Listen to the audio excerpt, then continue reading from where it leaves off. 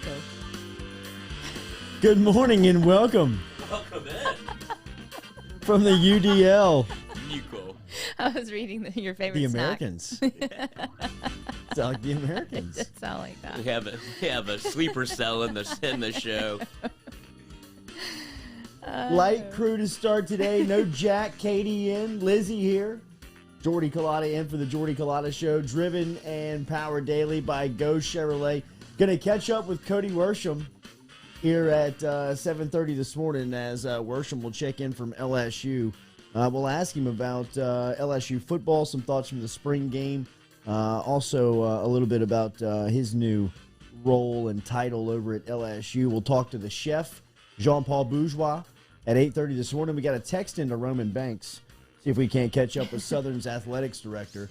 As a big story yesterday, coming off of the bluff yesterday afternoon, as Dawson Odums, longtime head coach with the Southern Jaguars, moving back to Norfolk State, or not back to Norfolk State, near his home in North Carolina, as Norfolk State's over in Virginia. But it was announced yesterday after 9 seasons that Dawson Odums moving on. So we'll talk a little bit about that coming up here on the Jordy Culotta Show. LSU basketball strikes again in the transfer portal, as Will Wade, who said here a couple of weeks back that one of his top priorities was going to be a rim protector and a defender. It looks like he got his guy from Cincinnati in Eason. I don't have his first name. Tari. Yep. Tari Is Eason. it Tari or Terry? Terry?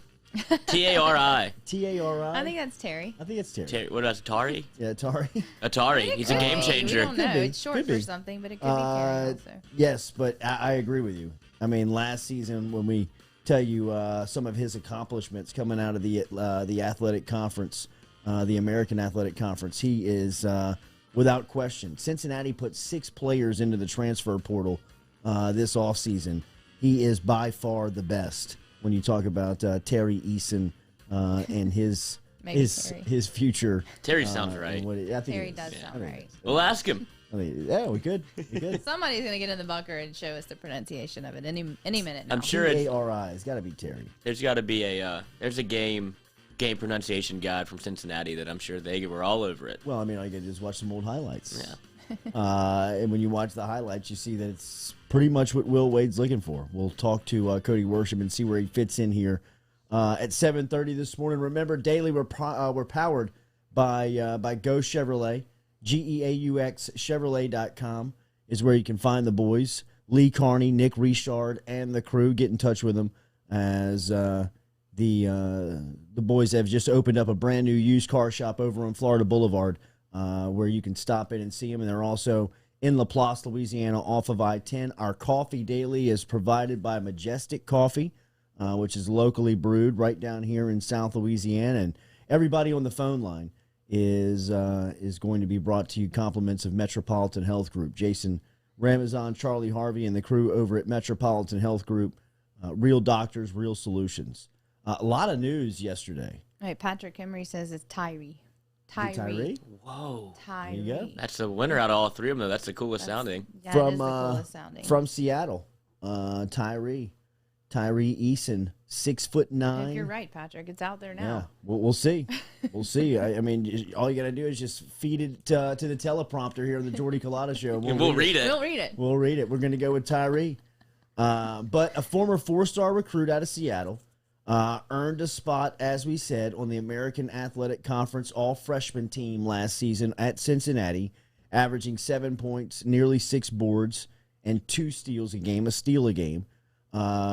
It's a big pickup. This was somebody that Will Wade was looking for specifically for next season's class, somebody that could step in, defend, guard the rim, run, a lot like Cavell Bigby Williams. As we said a couple of weeks back, they have done so well on the recruiting trail year in, year out. The piece that they've yet to replace from, in my opinion, what has been Will Wade's best team 2 seasons ago with, Bigby Williams and Nas Reed and that crew. The toughest replacement or the one that they've yet to find has been Cavell. has been Cavell Bigby Williams, and it seems like Eason could be that guy with just his skill set and what he brings. So huge pickup for Will Wade and the crew yesterday as they were ready to go in the transfer portal, and I expect some news to pop here again pretty soon. I mean, we've been talking about Adam Miller up at Illinois, and one of the top guys to put his name in to the portal. LSU seemed like they were a leader early on, and the more and more this thing moves and the more it trends, it seems like LSU is going to have a chance to win out here. So possibly that news could be coming here shortly, and you'll start to get a look at what LSU is going to look like next season. What's the timeline on all this transfer stuff? Do you know anything about that? Is there like a certain day you need to be in by? I don't. I think that it could definitely go into the summer. I think that there are scenarios that when you look at the timing of it, I think that there are some. Good day, bro. Love you. There are some situations that it could move into the summer. I think that there could be some people on campus with either early enrollees or with the incoming freshmen reporting on June 1st. That could show some signs of what next season could look like, and you could have some people on the move. So I believe that this doesn't have a stop date on it. You know what I mean? It doesn't have it's clearly just fluctuating. That's what I was wondering, because you want to get, I assume you want people on campus as soon as possible, and it's not like where it's recruiting where you have almost like an absolute definite date that you need to be signed by, So it's just interesting to see how this thing is, even for the recruits, or I guess recruits, for the people in the portal, how it's playing out and how much time they have, because we talked about Miller last week, and I kind of thought it'd get done over the weekend. Yeah, me too. Me too. It is surprising how long that situation is taken. Jeremy Fontana asks, is the Jalen Cook transfer going to be a blow, or do I think it is a situation where you can plug and play? I think right now with Xavier Pinson, he comes in as a bigger guard who can score potentially more than Jalen Cook can. And then you think of another season of what Eric Gaines would look like in working out in a college basketball weight program, in another season on campus, what that would do for him. But I was definitely looking forward to see what Jalen Cook could provide for LSU basketball next season, defensively specifically, because Wade said it over a year ago when they signed Cook out of Walker, and he reiterated it a couple of times throughout the season. I mean, his on-ball defense was as good as LSU had last year, so you thought that was definitely something that he could grow on going into another season. So I think that it is it is a blow. I think that Cook hurts more than Andre Hyatt. I just think that Cook makes you quicker, more athletic in the backcourt, gives you another ball handler, and as I said, I think that he was your best defender last season. So a good pickup yesterday from Eason, for LSU. But yes, this roster is going to look completely different. And Jacques Cormery says that the transfer portal is going to kill college athletics. #book it. It's going to have a major effect. It's already had a major effect, obviously, on college basketball. I think that it'll level out at some point. I don't think it's that detrimental? I think it'll have. No, I don't think it'll kill it. Athletics, yeah. It will change the way that the game is recruited. It'll change the way that you place resources in that part of recruiting. You'll definitely have somebody monitoring the portal. You'll have somebody on the portal at all times. But I don't think that it'll be 1,400 players per season when you talk about what the portal is going to be year in, year out. Because like I said, I think that there's going to be people here that were sitting on a full scholarship. You got a full ride wherever you are. You think that there's a better situation out there. You put your name into the transfer portal, and there's really no spot for you. Yeah. There's just either people are looking for another skill set in a player, or people's roster are already taken. It's not like you can just go into the portal and you're automatically going to get picked up. I mean, you could jump into the portal. Think that? I feel like Absolutely. They do. Absolutely. Well, I mean, everybody who plays any sport at a collegiate level thinks they're a pro. Yeah. I mean, that's That's part of the reason why they're there. But, it's also could be, it could be your biggest detriment as well. I mean, you have to realize where you are and what your situation is. And sometimes the portal, most of the time, the transfer portal is not going to be for everyone. Mm-hmm. And I think right now it's so new, it's so fresh, it's something that has never existed, that people are seeing teammates and people that they know from AAU basketball or playing around the country, seeing them do it, and they say, hey, I want to do it. You know what I mean? They just jump in, and there may not be a spot. There may not be enough room for schools to take you. And if that works out, you've given up a full scholarship to try to go somewhere else. It didn't work out, and now what are you going to do? So you end up at junior college. See their teammates doing it, and they'll know the grass isn't always greener, and then 100%. That'll slow down maybe over the next couple of years. There's going to be cautionary tales here after year one. Yeah. There's going to be kids that are playing at a D1 level that end up having to play at junior college next year because they didn't have any place to go. Yeah. They should have just stayed in their situation where, they could have made the best of it. But there's also going to be situations like Tyree Eason. That just makes sense. Yeah. LSU needs a big guy. LSU made the tournament last season. They could potentially get in and make another run at it.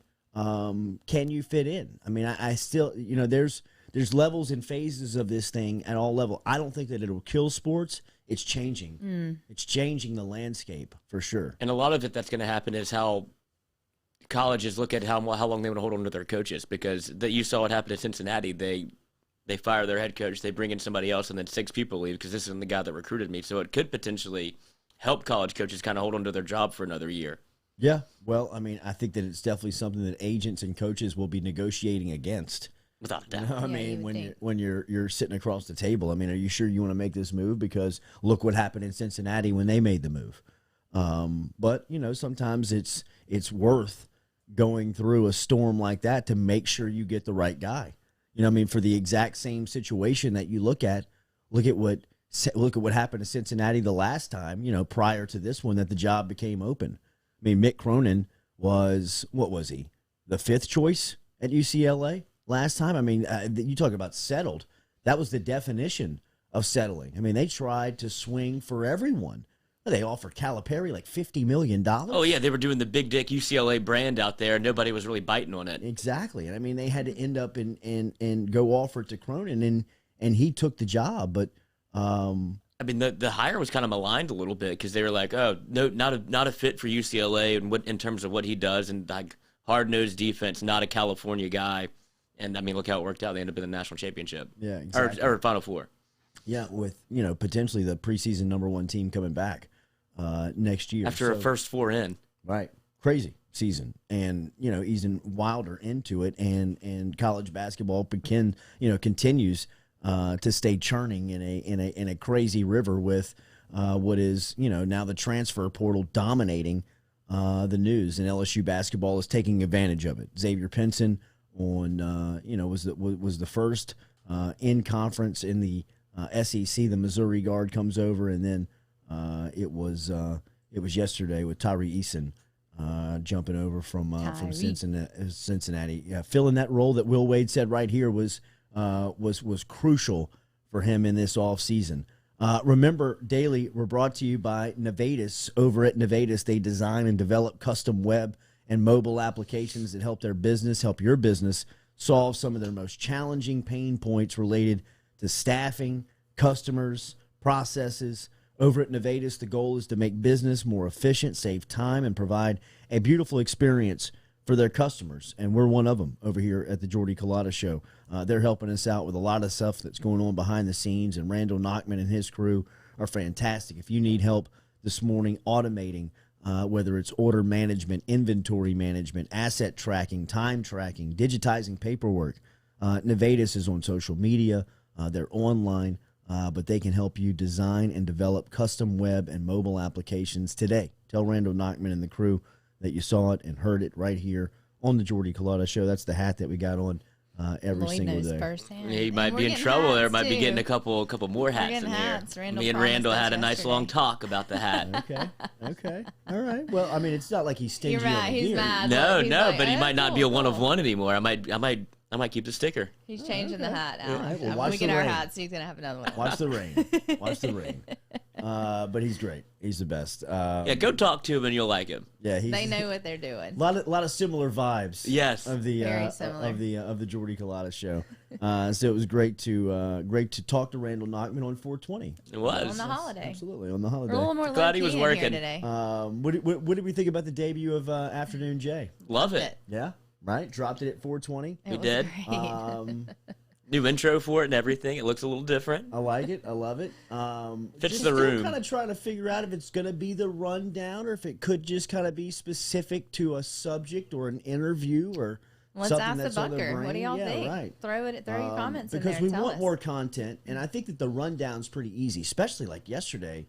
You kind of get in front of, we were doing some production stuff before we were going to sit down and create the content, and we were talking about some of the things that we were going to kick around, and as we're on the air, it was breaking news about Dawson Odums. So it was good to have that platform. It's always great to have this platform to provide content and provide more content. But, like yesterday, as things are talking and as we're talking and things are happening, I mean, news is breaking right there with LSU basketball picking up a transfer, with Dawson Odums stepping and taking the Norfolk State job.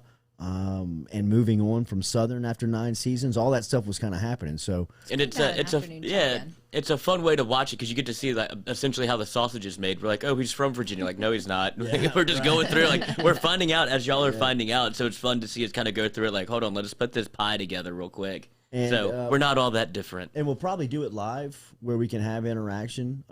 Some will be recorded. I know yesterday it was kind of recorded and then posted, so it'll be a different take. Got a coach, dude. That's right, man. That's right. And, so tell us what you think, y'all. Jump in our comments, jump on our social media, give us your feedback. At Culotta Show, you can find us there. I watched the Pels last night. They struggled again to close the game out. Kyrie Irving, who is easy character in professional sports to not like. I want to like him so bad. I kind of do too. And I think I do. I think I do like him. I love his game. I love his game. His game is, I've got a crush on his game. And his new look. I kind of dig his new look. He looks like, we were talking yesterday, what era would you rather live in? Do you have an answer on that? We were talking like the 60s, 70s, 80s, 90s. It came up. He looks very throwback. 60s. Yes. He feels very ABA. retro. I mean, it's a hard question, but maybe 60s. Got like the light afro. What's a light afro? Like not the full globe. You know what I mean? Yeah, like he's not Dr. I think J. you just invented a new term. The young Kobe. Broby. Yes. And it looks like he's lost some weight. I mean, his jersey doesn't fit him like it once did. It's kind of fallen off of him a little bit. Well, if you're his game. If you know anything about Kyrie, when that jersey comes untucked, you're in for an absolute nuclear performance. I don't know what it is, but it unleashes him. He did it in the finals. It comes untucked, makes essentially the game-winning three-pointer. He has a couple games in Boston that nobody likes to talk about because that didn't go well. But jersey comes untucked in the fourth, he scores like 25 points. It's something to keep an eye on, so watch out if Kyrie goes untucked, you're in trouble. Yeah. Well, Jordy. It came untucked last night. It did. And he had 15 in the fourth? Yes, and what he does that is so great about it is he makes it look so easy. So cool. And what he's doing is so hard. Like, I mean, it is so difficult to break down NBA defenders one-on-one and get to the rim and get his shot off the way he does. He hit a turnaround fadeaway in the paint over two defenders, one of them being Brandon Ingram, who stretched out to about 7'4".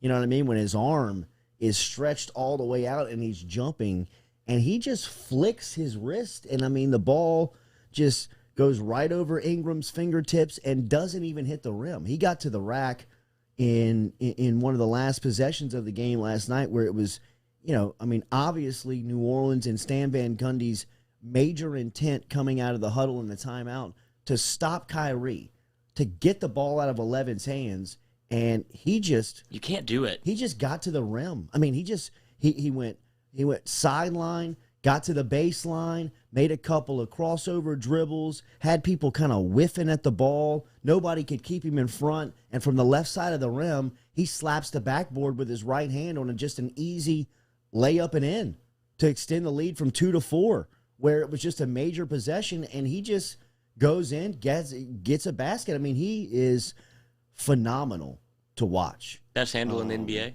Steph right now. You think it's Steph over Kyrie? I think it's Kyrie. Or Kyrie. Really? Over Steph Curry? Both of them right now have the ball on a string. Mm-hmm. And Steph is doing... Steph Curry's crazy right now. From a scoring standpoint, I told you this. I saw one of Kobe's games in 2002 when he was on that scoring record. One of those nights was in New Orleans. I was telling Jordan this when we were talking about that record that Curry busted the other night as he scored 30 straight, 11 straight games and set a new NBA record. He also hit 10 three-pointers again.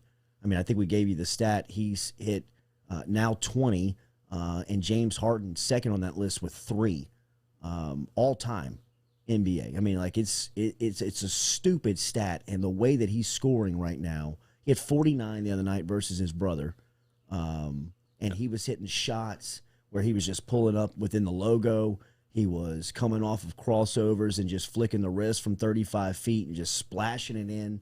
He was getting to the rim. I mean, his game feels like it is 2015-ish, where he was unanimous MVP. I mean, it almost feels like it's a little bit mature. It's almost a little bit more mature than that game was, with the way it's just so easy for both of those guys. Kyrie and Steph make the game look simple. Last night, Kyrie was shredding New Orleans. Anything that the Pels tried to do against Kyrie, he would dissect and just murder them, embarrass them.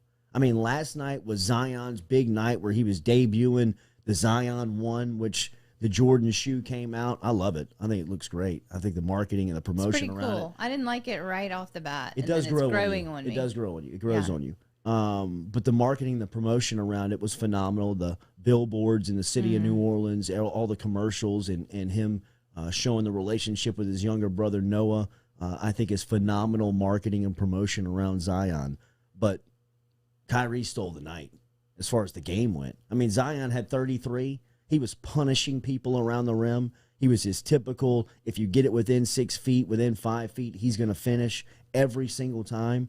But Kyrie was just incredible. I mean, the ease in which he plays the game it's almost artistic. He's almost too good for his own good. Like, you can tell that his off-the-court stuff, which is, take it for what it is, but it's almost like he's trying to keep himself busy because basketball is a little easy for him. Yeah. He makes it look simple. Both him and Steph right now. I still pick Steph over him. I would vote Steph MVP right now in the league, just because of the way that he's playing and the control he has he is must-watch television. He is. Right now. I don't like how he feels out of uniform, though, I'm going to be honest. Why? He has too much booty. Steph? Yeah. There's too much really? Bubble booty for me. He's wiry. Wow. I would think that would be more Zion. Well, he does too. I mean, but I'm Zion's talking about got Steph Curry. Zion's all around. All the junk he's on just Zion. thick all around. But Steph Curry's not all around thick, but he's got that booty. I've never even noticed that. I'm gonna be on the look. Me either. No, he does wear. I usually notice it. We'll have to look at some. We usually do. We're a big ass. We're a big ass show. Big ass show. Big ass show. For sure. I mean, like, Leonard Fournette, great ass. Great ass. Great ass. But do you think Zion is the worst cover in the NBA? Like, the worst, if you had to pick one person you don't want to guard? Just the way he plays the brute. Like, you're going to get beat up in there. Yeah. I would pick him. I'd hate to guard Steph. Right, but then you're not getting touched. You're just getting embarrassed. Yeah, but I mean, like, you're whiffing. Yeah, that's what I'm saying. You're embarrassed. You're going to get embarrassed. Your ankles are breaking. But, yes, I mean, as far as the physical and what blows your mind is what that looks like on television compared to what it looks like in real life. How it feels. Or just the sounds of that in real life. I mean, if you sit within 15, 20 rows of an NBA game, you can feel it. You can smell it. You can see it. You can sense it. And the sounds that guarding Zion in the post would be like compared to watching on television compared to being there, you would absolutely answer that question with, I want nothing to do with Zion Williamson. Because it would have been like Garden Shack in 2000, 2001, 2002, where, I mean, what do you want me to do with this? You know what I mean? Like, people were like, NBA veterans, Chris Webber, I mean, guys that are, I mean, just Hall of Famers. Or what can we do? You have to change the rules of the game like they did for Shaquille O'Neal for him to be guardable at the time. Zion within 6 feet of the rim and the ball in his hand is just incredible to watch. I mean, the way that he can isolate, it feels like an AAU gym. I'm watching a ton of AAU basketball right now because little Jay's in the gym all weekend, but there are age groups from, 10 to 17 that are in there. And you go watch some of these 15, 16, 17-year-old teams, and all they're doing is running ISO. All they're doing is taking their best player, getting him isolated to the top of the key. They're taking their biggest guy and just running some type of pick and pop and trying to get him to the rim. They do that with Zion Williamson in the NBA every single night, and he's averaging 31 over the last 10 games. I mean, he is dominant with the ball in his hand. So what are the Pelicans going to be like without Zion? Depressing. They're going to be in Seattle. I was about to say a different state. Yeah, I mean, they're going to be the Supersonics is what they're going to be. And you have to think when they hired Van Gundy, it was for him to kind of massage Zion into a superstar because of the way the contracts line up. It just makes sense. And this, I don't know, Van Gundy looks miserable. He is miserable because they don't play any defense, and he's a defensive-minded coach. But for what he was brought in to do for the superstar, I think is paying off. He did that. Like Russillo said last week right here on the show, I mean, Stan Van Gundy has unlocked this just beast in the NBA offensively of what Zion is by just giving him the ball and saying, go create. But as far as the team goes, I mean, the comments after the game in New York on Sunday, what else do you need to hear? I mean, he's talking about Lonzo Ball as a high school player. I mean, his frustration level is now boiled over beyond his body language. It's easy to turn on the TV and say, Stan looks miserable. People would tell you that for the last 20 years. Mm-hmm. He really is miserable when you hear him talk. I mean, like, he's just pulling his hair out. He's just, I don't know what else to do. I don't know what else to do. But if the Pelicans lose Zion Williamson, which today, if we're taking bets, I would bet that he's gone after listening to his comments, post New York Knicks game 3 nights ago. If they lose Zion, he gave you the warning signs 2 years prior. In April of 2021, he threw up the flare. He threw up the red flag in saying how much New York, how much a big market means to him in playing in front of that type of crowd and that atmosphere. If you're New Orleans, you have now a clock set inside of the war room, inside of the conference room of it is everybody's responsibility to make sure that is the most difficult decision that Zion makes in his professional life. To where we understand that you love Broadway, you love the bright lights of Madison Square Garden, and if you become a free agent, that it's going to be tough to tell them no. But we're going to build a team around you that is going to play for championships and suit your style to perfection. So if you leave this, it's going to take you a while to rebuild it because of the personnel and everything that has gone into building a championship caliber team around Zion. David Griffin is the right guy for the job. Trajan Langdon is the right guy for the job. Swin Cash is a part of the brain trust that is the right personnel for this basketball uncharted territory ground that they can accomplish. They've done it before. Griffin did it with LeBron in Cleveland.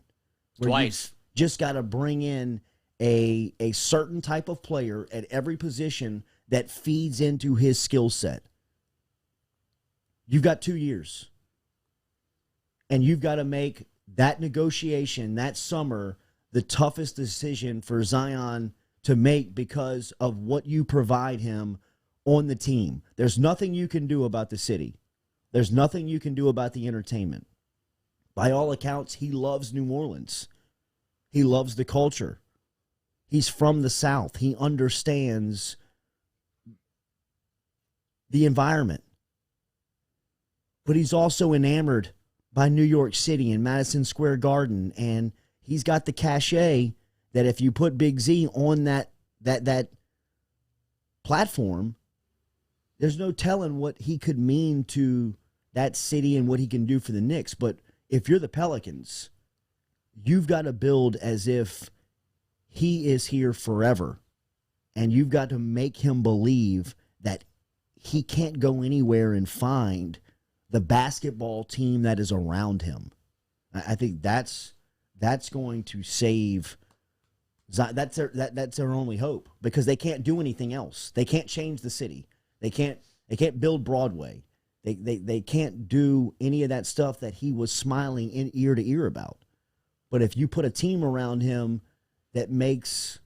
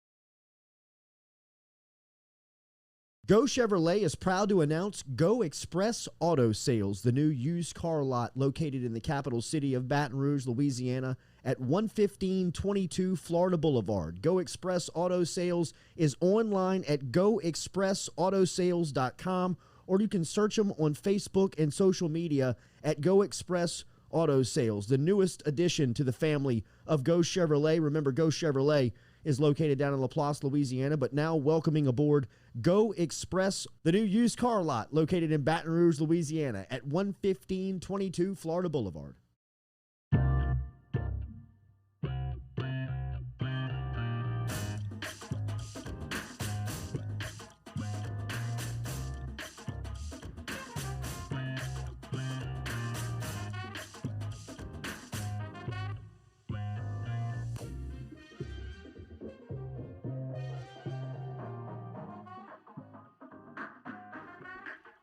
Welcome back here to the Jordy Culotta Show. Talk a little bit about Zion Williamson and the New Orleans Pelicans. We'll get back into that discussion in hour two. We'll be joined by Chef Jean Paul Bourgeois coming up in the 8 o'clock hour. If you've got food questions, jump inside the bunker. Make sure you drop the hashtag Ask the Chef, and we will get them asked and answered coming up here at 8:30 this morning. Cody Worsham, who is over at LSU, of course, his podcast that you can check out, host of Tigers Win, Boot Up, Hey Fightin' podcast. I believe he had Terrace Marshall, a nice sit down with what looks like to be the second of two wide receivers that could go in the first round for LSU, as Marshall with a great workout of his own at Pro Day just a couple of weeks back. And now the spring game in the books, LSU basketball cleaning up in the transfer portal. Lots to talk to with Cody Worsham, who was made his start at LSU as the digital media reporter. But those responsibilities have been growing over the last couple of months. settling into your new gig. How's that going, Cody? Battlefield promotion a little bit. It's been good. They've tagged on a strategic communications tag to some of my responsibilities. So trying to chip in and help where I can with some of that stuff and, bring I come from the media world, as you know, so kind of give the media guys perspective on certain issues. And it's been interesting. It's been a challenge. We've got some work to do.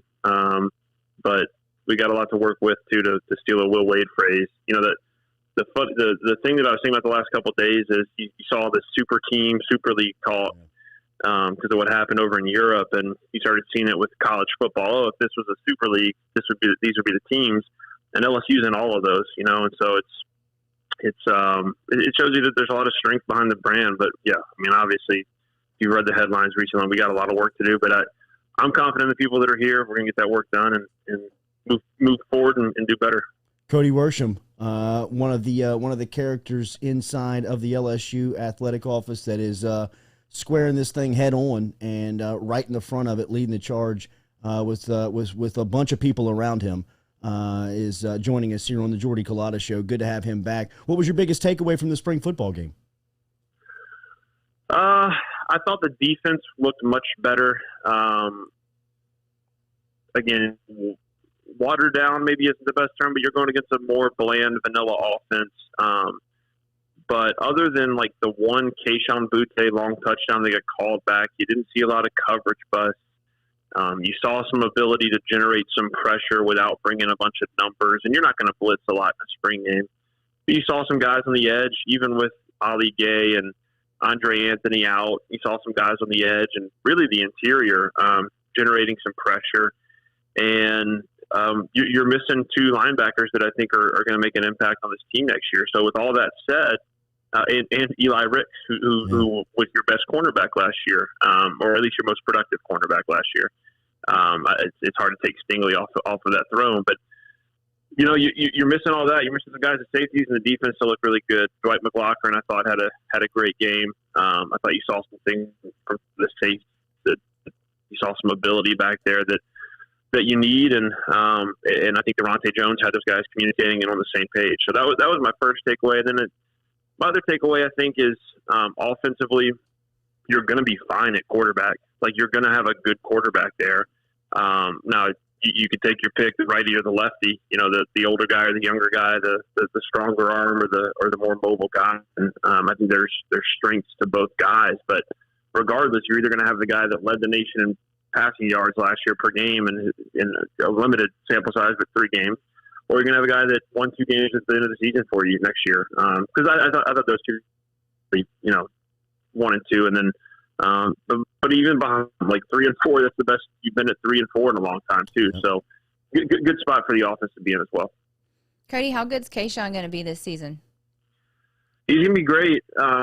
He's a very unique receiver. I have a hard time pinning down what he's best at, because he's, you could look at a Jamar and say, all right, that's a physical monster at the point of attack and the point of catch. You could look at Terrence, that's a 6'4" guy that runs a 4.3 40. He's just going to run past you and catch it over you. Keyshawn's kind of got everything. He's got everything in his bag. He runs great routes. He's fluid. He's sudden. He's great after the catch. He might be as good after the catch as anybody that LSU's had in terms of being elusive. So he's going to be awesome. And I want to see some more production from the guys behind him. You just feel more comfortable when you have, and maybe we're just spoiled by 2019 when you got 3 first-round receivers, but you feel more comfortable when you got, all right, if the defense is going to say, we're taking away Keyshawn, who can step up? I think it's hard to just say we're taking away Keyshawn without literally putting 2 guys on him. But you're going to need other guys on the edge to step up, and I thought Johnson showed what he could do. I don't think he's going to have 200 yards receiving in the game next year, but he can make some plays for you, which is good. We've seen Jerry Jenkins do that before. Interested to see how these young guys come in. Deion Smith looked like a guy practicing on Tuesday, just kind of out there getting his, but I think he's got a high ceiling. And then just a bunch of studs coming in, whether it's Brian Thomas or Chris Hilton or Malik Neighbors, they're all over the place. So it's going to be Royale there for the 2 and 3 spots. One, you're going to be as good as you've been, which is all you can ask for. I thought 24. I thought Derek Stingley Jr. looked real good, and he always does when he suits up to play football. But it seemed like that he is coming off of a season where he may have some doubters or gone through some doubt for the first time in his football life. This is the season that he, his dad, everybody around him has talked about for so long. What do you anticipate from the All-American cornerback going into his third year? I think it'd be great. I can't put numbers on that because teams don't want to throw his way, but you don't want to throw the other way either. So I think he'll be great. And I thought, there's a stat, and I'm having trouble pulling it off the top of my head. If you take away the Missouri game last year where he was pretty clear. I think that was a game where he twisted his ankle, and he was clearly banged up in the Missouri game. And I think they threw at him 7 times, and it was 6 catches or something. You take away that game, and his numbers last year were fine. They were, he didn't have any picks, but completion percentage was low. PVUs were high. When you threw his way, it was not an efficient decision.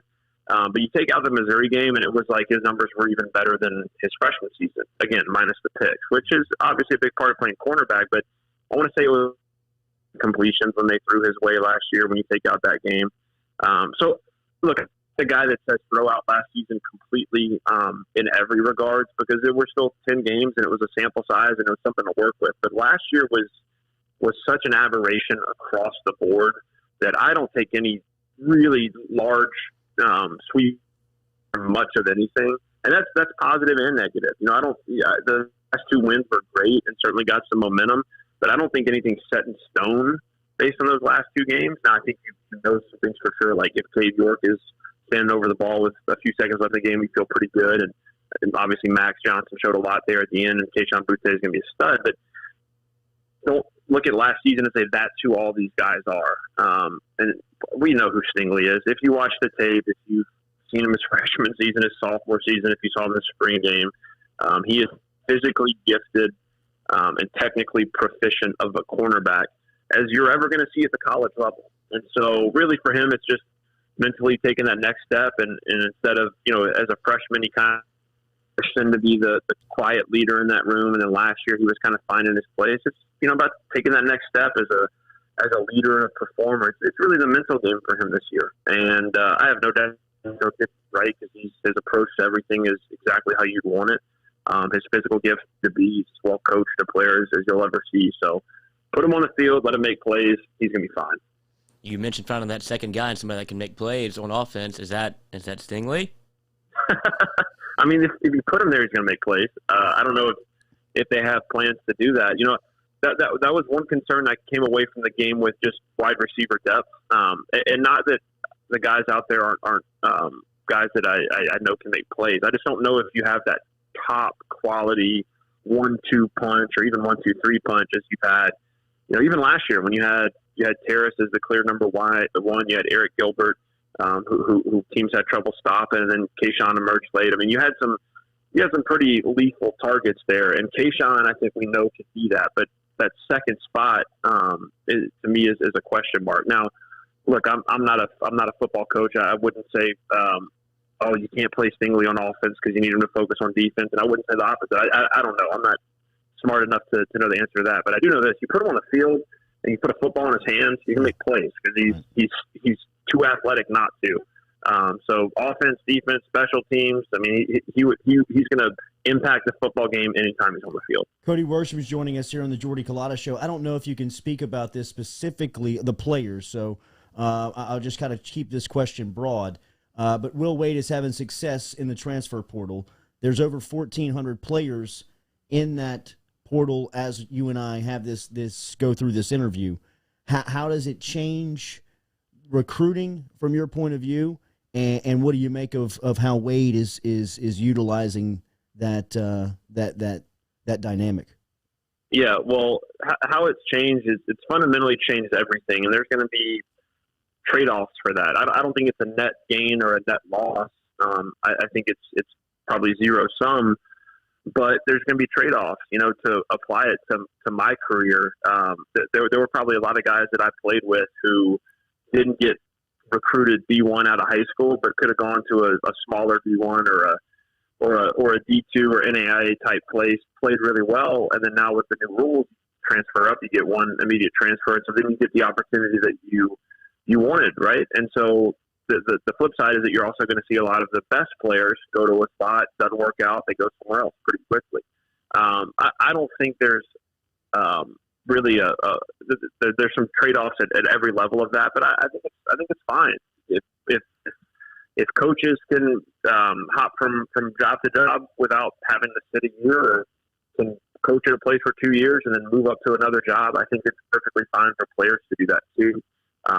Now it's going to be complicated, and it's going to have some negative effects too, right? Like some players may show up at a place 1 year and then there's no room for them the next year because somebody's available in the portal, right? And that's difficult, but that's also life. That's no different than what you go through when you're 32 years old and you're in the job market, right? It's life is not always fair, and you have to adapt and be flexible and be nimble. So as far as Will's approach to it, I mean, it's just like his approach to anything else. He's one step ahead of the game. He's well researched. He had a plan going into this.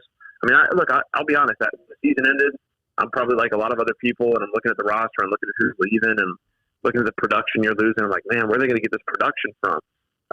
And what I've learned in the 4 years that I've known Will, whether I was covering him or working at LSU with him, is that he's got a plan. Like, don't worry about it. He's got a plan. He's been thinking about it for a while. He knows how to navigate it, and he's going to find the guys that can come in and make an impact. So he's done that already. Xavier Pinson signed up, and I remember watching Xavier Pinson at Missouri as a freshman and thinking what a impressive player he was there. And I think he's a guy that Will and that staff is going to bring every bit of efficiency out of and scoring punch out of. And y'all know the other names. So my rule of thumb is if it's on LSU Sports.net, I'll talk about it. If it's not, I won't. But y'all know the names, and y'all know the names that they've been linked to and that they're after. And they're guys that are going to come in, and if they end up at LSU, they're going to make an impact from day one. And that's Will's specialty. He knows how to build a roster. He knows how to plan and build the team. And then once the team gets there, he knows how to tap into the psychology of that team and bring the most out of them. So I've always said this. He's the most thorough coach I've ever been around. That applies to how he plans practices. That applies to how he game plans for games. That applies to how he goes into the transfer portal. Whatever he's doing, he's going to have the most thorough plan, and it's going to be good for LSU. With the offensive approach last year for LSU basketball was very iso-centric. How do you think these people that he's bringing in, is he going to kind of change the way LSU looks offensively? Yeah, he might. I've heard him talk. He may have been talking about it on this show about there be a little more ball movement oriented. People knock the ISO approach. ISO approach is not. I mean, when you're passing the ball fewer times per game, you're going to turn the ball over less per game, so you're going to get more shots. The one thing I think last year's team was missing, and they weren't missing much offensively, was a little more offensive rebounding, which is the perfect complement to ISO ball, right? Basically, your goal is just to get a shot up, and then if you miss it, go get it. And that's typically been Will's kind of forte. His team forte is they offensive rebound well. They just didn't have the horses last year. But look, he's if you look at his numbers, whether at Chattanooga, VCU, or especially at LSU, all of his teams are always extremely efficient offensively, but they do it in different ways. Some teams get a ton of offensive rebounds. Some teams, like this one, shoot a super high percentage from 2-point, and from mid-range. Some of his teams are, kind of like this team, free throw monsters. He always, whatever the skill set of his team is, he's going to cater it to that. So if they've got guys that move well off the ball and good passers, good cutters, good screeners, they're going to build around that. If they got guys who can create their own shot and create for others, they're going to build off that. If they got guys that are dominant in the pick and roll, they'll build off that. I mean, he's going to look at his personnel and adapt his system to fit the personnel. My bigger concern, his bigger concern, everyone's bigger concern is how they're going to be defensively. And I think that's all about getting a shot blocker and a rim protector, which is go back and look at the 2018-19 team that made the Sweet 16 and their defensive numbers. when Cavell Bigby Williams is on the floor and off the floor. When you've got that guy at the rim that can clean up all your messes, it's going to take you to a different level defensively. So that's really the thing that they need to add, and I know they're after that in a number of places. If they get that, it's gonna be a huge difference maker for them defensively. But I think offensively they'll build it whatever fits their personnel. Last one, we'll get you out of here. Appreciate your time on a Wednesday. And Tom Granning says it best. 47 minutes into this show, and Tom, I'll add 15 minutes into this interview, and not one mention of LSU baseball. Does that show the state of the team in the program right now? And where are you after another brutal weekend where they had opportunities? And as Coach Maneri said, I mean, you just think by the letter of the law in the game, you would get some of the bounces in these one-run and close games, and LSU has just been on the bad side, it feels like, of all of them. Where are you as they head into a rowdy Oxford and Swayze Field this weekend? Yeah, it's a weird dynamic because no sport at LSU, especially baseball, wants to be 4-11 in the SEC to be in the position they're in. Paul Maneri has always said your season's defined by 1- and 2-run games, and this team has not been good in those games, and that's the difference in their season. I mean, the starting pitching has been really good for you. Even without Jaden Hill, Marceau and Labus have done enough for you to win every series, basically. The bullpen struggled a little bit, but there's still some arms there. And then the offense, there's production there. There's guys. I mean, what are they, still third in the nation in homers? Cruz, Morgan, Dugas, Doty. I mean, you've got dudes. Velosa is getting hot. You just got to put it all together, and that's why baseball is as difficult a game to coach and to cope with the failure, because it's not the team sport necessarily where all 5 guys are on the same page in basketball, 11 guys on the same page, and in football you're going to get the job done. Baseball, you're really depending on a lot of the guys to deliver individually for the collection of the team. And so they haven't been able to get all those guys on the same page. But it's not over. I mean, let me pump a little sunshine here. I think Bill Franquez was saying in our meeting yesterday or the day before that the RPI is still 27, 28, something like that.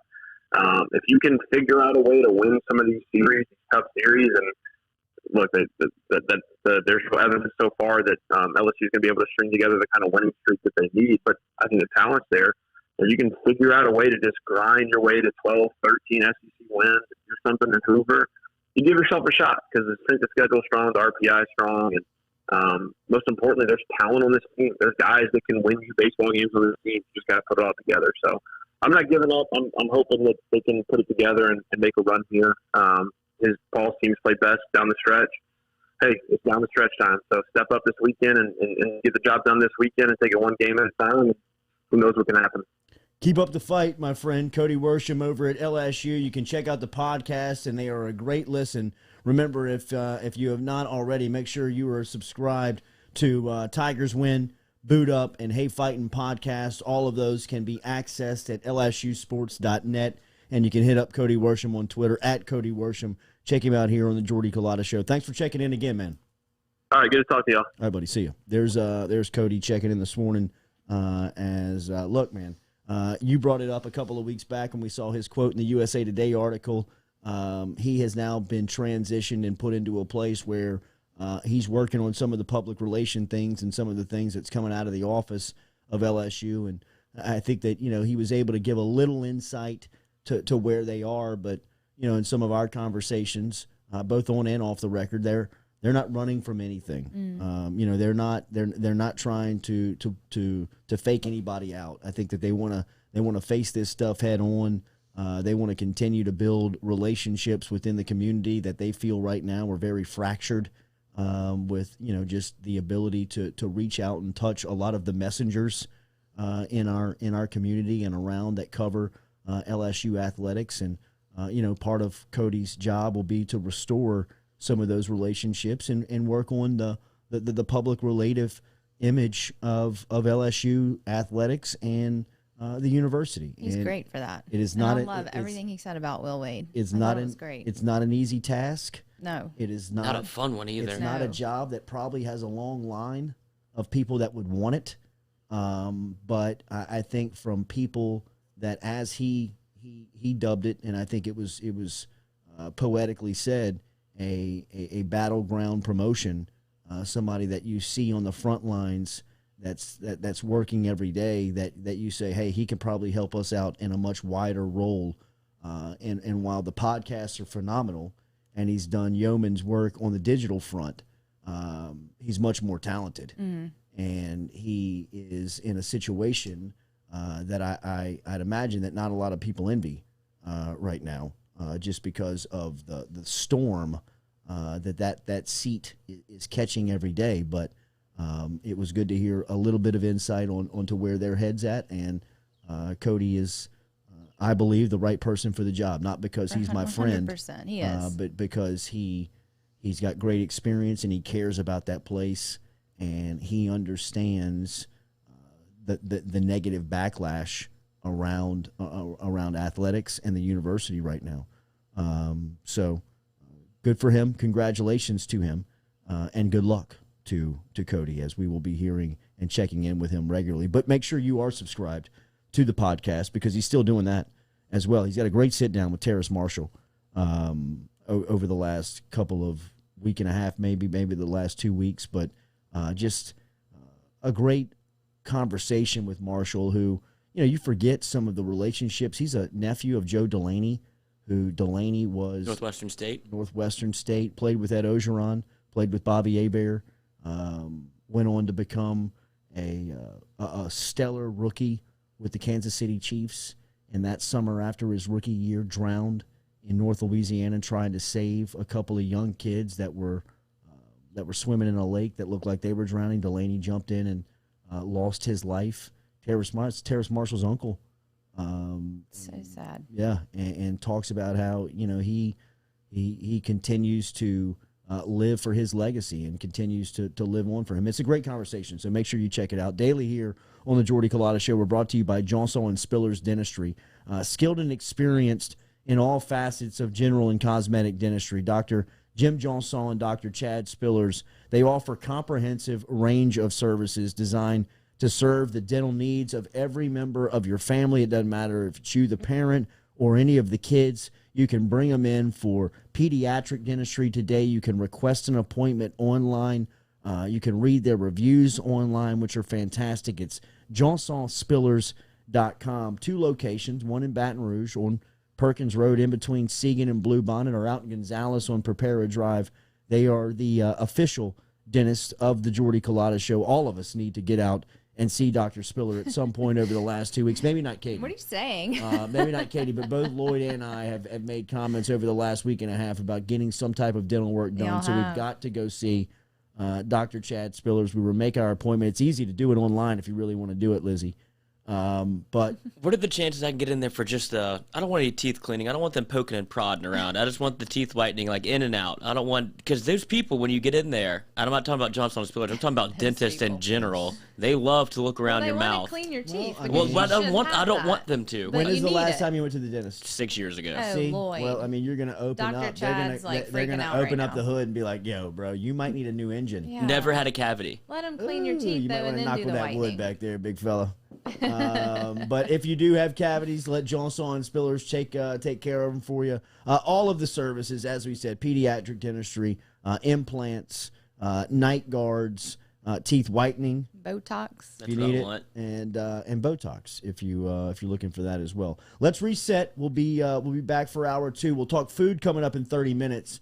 We'll talk some more on some of the football storylines heading out of spring practice, heading into the offseason. Will Wade again on the transfer portal, cleaning up as he picks up a big one yesterday. How about Dawson Odums and the legacy that Coach O leaves behind on the Bluff after 9 seasons in leading the Southern Jaguars? And where does Roman Banks and Southern go next? We've seen a fad, or we've seen maybe the start of something new around HBCU campuses, where we've seen not alumni and not anyone tied to the university, but big names without the coaching resume. Guys like Eddie George at Tennessee State, who was hired last week without any ounce of coaching experience on his resume, but a name and a figure that can bring a ton of weight in the football game with him, which he is doing with his staff. And, of course, Deion Sanders for what he's got going on over in Jackson, Mississippi, and what he's doing with Jackson State. Where does Southern look next with this job open for the first time in nearly a decade? We'll talk more about that coming up in the second hour here of the Jordy Culotta Show, driven and powered every single day by Go Chevrolet. Are you self-employed? Then you need to learn about Angel Oak's Home Loans Bank Statement program that they're offering, which makes you eligible as a self-employed borrower to purchase or refinance a home without requiring a tax return. If you want to learn more, get in touch with me. Email me, jordy@jordyculotta.com, to learn about the bank statement loan program offered by Angel Oak. jordy@jordyculotta.com to learn more. Gearing up for spring and summer down here in South Louisiana, and you want to keep your lawn maintained during these sunny seasons, get in touch with our friend Blake Abear over at Abear's Lawn Maintenance, where he says, you grow it, I mow it. 225-485-8022. 225-485-8022 is where you can find Abear's Lawn and Maintenance, the official lawn and maintenance company of the undisclosed location.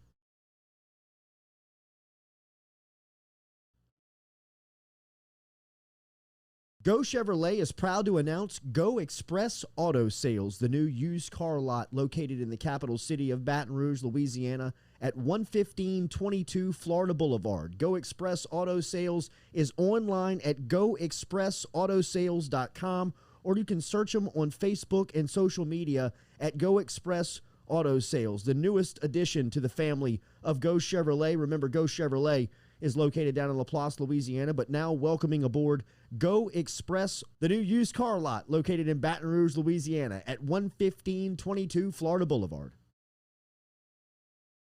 Relief Health, the only way to get your health care in 2021. In your home or on site, Relief is changing how health care is delivered to you. No more doctor's offices, no more waiting rooms. Download the app today, Relief Health, from the Apple or Google app stores. You can get connected to a local doctor in your community or just order a test directly without talking to a doctor. Their COVID tests are live, and right now they have the Moderna vaccine. Online at reliefhealth.com or download the app from your Apple or Google app stores now. Relief Health, changing the way that healthcare is brought to you in 2021. Well, folks, it's time to kick it old school. So you can feel cool. Give it to me, baby. Baby. Yeah.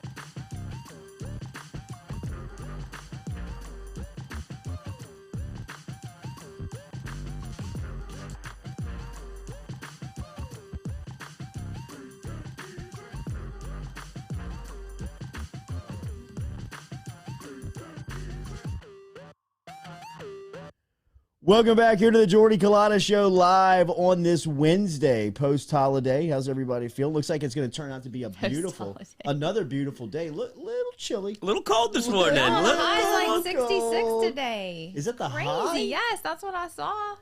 I see rain on the calendar on Friday. It is. Oh my gosh. It is. Dude, that's just Louisiana, dude. That's just the way it goes. I know, y'all. I can't deal with back-to-back rain-out weeks, bro. No. I'm not gonna. Oh, wait, you deal trying to with go all flag again? What do you mean trying to go flag again? It's on the schedule again. Is it in New Orleans? Is it the new? No, I didn't know if y'all Yes. rescheduled. Okay. Yes. Okay. No, we had back-to-back weeks scheduled in NOLA. So did they push this one back? I don't know. I'm talking to Bergie today, the commissioner down there. Doubleheader. What are we gonna do, buddy? What are we gonna do? I mean, you're not gonna try to make up last week games this week. I just don't know what he's gonna do this schedule. It could be an all-day affair. I'm fine with that. Yeah. I'm fine with that. One of my best players has to be in Beaumont Saturday morning for a baseball tournament. Ooh. Dude, Beaumont. Yeah. Texas? 10 years old. the respect I have for you parents, unbelievable. racket. Just to go run around. Like, you lost your weekends. I mean, Richard. You don't have a weekend.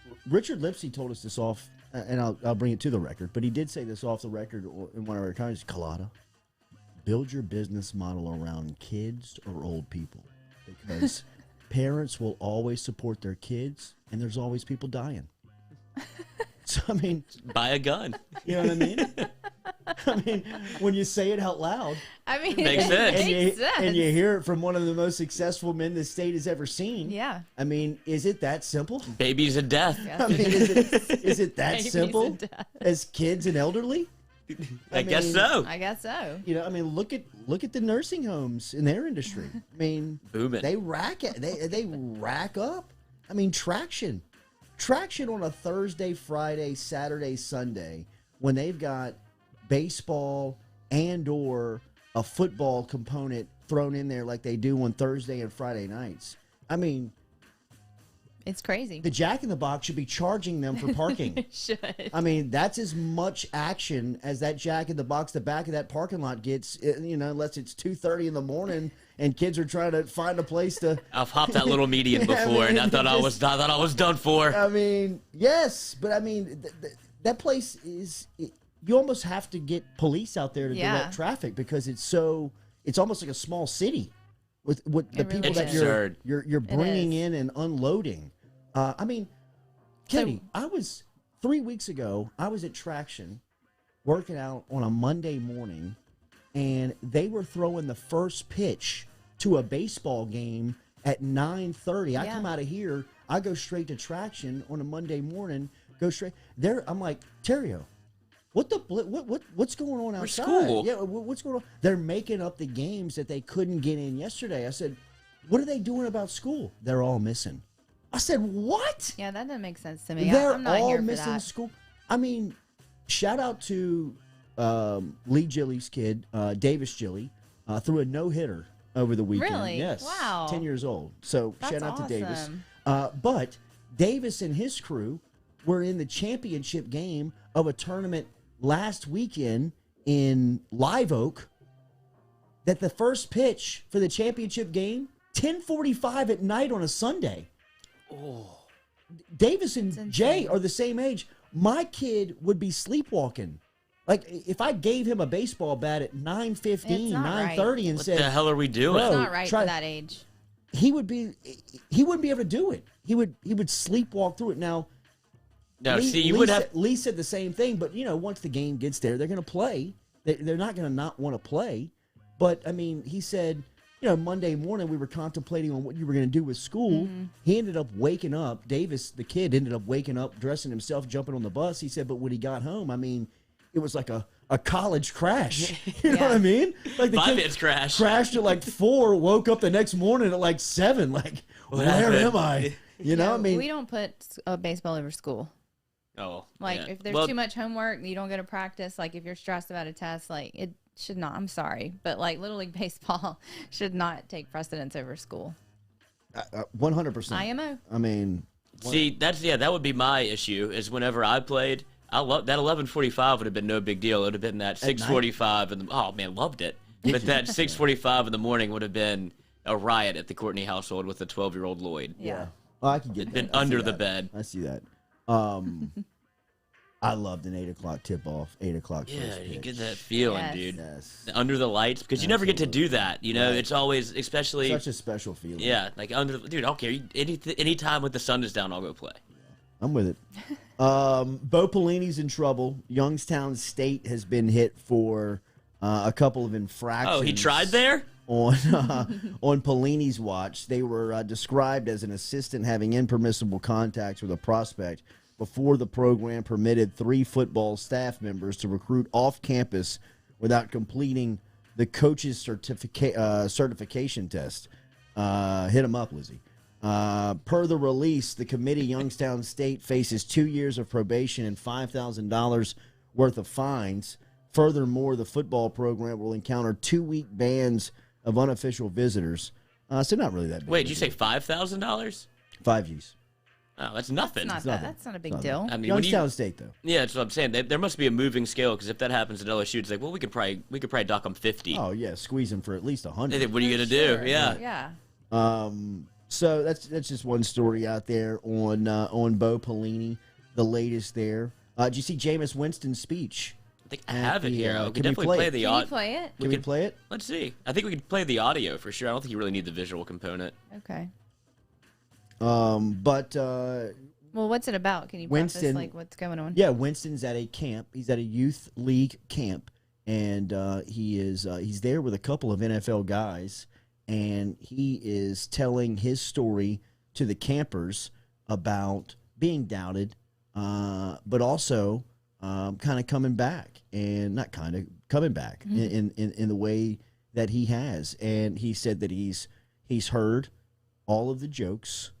Pretty much. I won't tell you what he said, but he just kind of paints the picture of he's been down and out. He's had his luck pressed on, and he's felt it, and he's looking forward to this part of his career. We ready, Lizzie? We're ready. Right? I went from being a number 1 draft pick to being everybody last pick. But guess what? I'm about that business. I'm out working everybody in my position. Right? But I'm doing things every single day. Committed to the dream. Because that's the thing. We have to go back to being little kids about this football game. Because this is a kid's game that men play. Ain't that right, Franco? We love this game. So always have that little kid feeling this game. Yeah, I mean, y'all blessed. Alright? We done had some tough days out here in this month, man. It's been tough. But you gonna have challenging days. But I encourage each and every one of you to have faith and belief in yourself above any coach, above any teammate, above any friend that you have. Right? Because they ain't at their best. Man, sometimes we don't talk about the world. But at the end of the day, only God and yourself know what you're really going through. Sometimes your brothers can't even define what you're really going through. And sometimes you don't even want to tell them. But trust in yourself. Trust in the Lord first and foremost. Then trust in yourself. Winston, ready for an opportunity, man. I think he makes it. You could tell he's kind of Yeah. setting that clock for himself to like get himself back in the spotlight a little bit, let himself like his Definitely. presence be known He's a again. number 1 pick. Yeah. I mean, he's a Heisman Trophy winner. He was the number 1 recruit in the country. Kid's been I mean, he's when he was a kid growing up, he had nothing but the spotlight. He has not really lived outside of the spotlight for 2 or 3 years of his prime athletic career. So he wants that back. I mean, don't get it twisted. But he's been humbled. Without For a the doubt. first time in his life, he has been served a slice of humility that feels like it has finally gotten to him. Where, whether it was standing up on the quad table, screaming out, just whatever he was saying during the big game week at Florida State, to stealing crab legs, to not for gift, really Todd. having, yes, it's not really, not really having a lot of awareness for himself in situations where the responsibility that comes along with being a number 1 pick is just kind of baked in, and he's got to understand that, and didn't at the time. But I think he realizes that, and he also realizes that his football life Is at stake. is absolutely losing lives. I mean, he's down to the last couple of chances that he's really going to have. And when you look at the opportunity to be a starter in New Orleans in Sean Payton's system and look at what he's done to people outside of Breeze, forget Breeze, because Breeze's success with Payton is almost so good that it's football royalty. You don't expect that to be replicated. You don't expect that to be mere. Just the consistency alone. There may be seasons that are comparable, but as far as just the longevity and the consistency of it, if you could get a quarter of that, just pinch yourself. What we've been watching for the last 16, 15 years just does not happen. I don't have to tell everybody that. I mean, we know that. We understand that. But Winston's opportunity that he has sitting in front of his face with Peyton, that room, that quarterback room, and just the coaching he's about to get with a humbled, motivated, talented skill set, I think Jameis is going to be fine. I do too. I'm not worried about the Saints quarterback at all. I mean, I'm not worried about their quarterback and what they're going to get just because I've got that much amount of faith. I mean, I didn't know Teddy Bridgewater was that bad. I thought Teddy was good in watching him play in New Orleans, the previous 2 out of the last 3 seasons. He got to Carolina, and, I mean, I think Joe Brady within the next 2 seasons is going to be a head coach somewhere, and he couldn't do anything with Teddy. I mean, so much so they already made a move. He had to cover him up. He had to hide the quarterback spot without Christian McCaffrey in his offense, and he was really kind of putting up numbers. Kind of showed you how good he was. But, I mean, they couldn't hide Teddy at points. And, yeah, I mean, they signed him to a mega deal last summer, and they cut bait the next summer. And they're making a move with Sam Darnold. So, I mean, I think Jameis is better than Teddy. yes. And I think you'll see that. And it's going to look different. That's the thing that I think Jameis will have to come to terms with and come to grips with, is that they're going to be on your ass because it's not going to be Drew Brees, and there's going to be interceptions, there's going to be things, there's going to be head scratching plays that Jameis makes because that's kind of the way he plays the position. So he's going to have to kind of weather that storm of the transition because this is the spot that nobody really wants to be in. Nobody wants to be the successor to Drew Brees in New Orleans. It's a tough spot.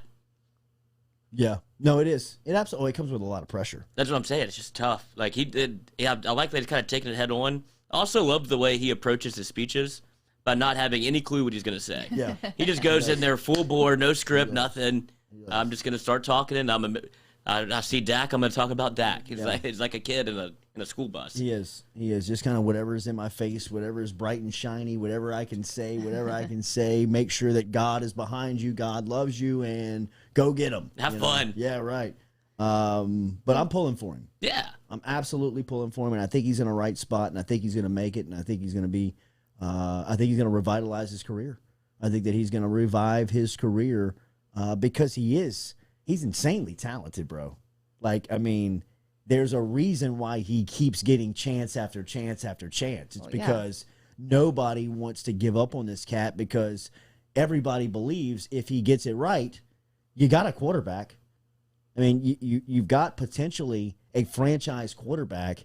Just 2 seasons ago, 30-30. I mean, 30 touchdowns, 30 interceptions, right? I mean, there is the story. Then he goes and has the LASIK eye surgery where you're like, say what? I mean, for as much as NFL prospects are prodded and poked and broken down and their hand size measured and their body fat measured, and they hire private investigators to follow these guys around. They buy plane tickets next to them on airfare for them to just sit and talk to them in a real life environment. You didn't know that Jameis Winston needed eye surgery? Well, he's Jameis Winston. He's memed everywhere at Florida State where he's always squinting for the play call. And then he just wasn't worried about it. He gets lazy. He goes, "Oh man, I can read street signs now. I can see the lights changing colors." Like, bro, what were you doing? Well, I mean, you were a danger to society. Like, I could see grass in the blades of grass. I just saw it was like a big green blob. I could see leaves on the tree. I mean, it's life changing. What?